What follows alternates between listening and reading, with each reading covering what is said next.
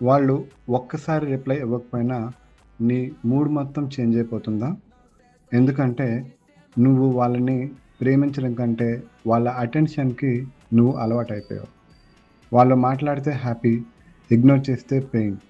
ఇలా నీ హ్యాపీనెస్ మొత్తం ఒకరి చేతుల్లో పెట్టేశావు. నీ ప్రపంచం ఒక మనిషి చుట్టూ తిరగకుండా చూసుకో. నీ గోల్స్, నీ పీస్, నీ లైఫ్ మీద ఫోకస్ పెట్టు. ఎందుకంటే నిన్ను నువ్వు కంప్లీట్ చేసుకున్న రోజు ఎవరి అటెన్షన్ కోసం నువ్వు ఎదురు చూడాల్సిన అవసరం ఉండదు. వాళ్ళు ఒక్కసారి రిప్లై ఇవ్వకపోయినా నీ మూడ్ మొత్తం చేంజ్ అయిపోతుందా? ఎందుకంటే నువ్వు వాళ్ళని ప్రేమించడం కంటే వాళ్ళ అటెన్షన్‌కి నువ్వు అలవాటైపోయావు. వాళ్ళు మాట్లాడితే హ్యాపీ, ఇగ్నోర్ చేస్తే పెయిన్.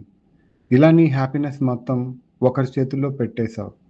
నీ ప్రపంచం ఒక మనిషి చుట్టూ తిరగకుండా చూసుకో. నీ గోల్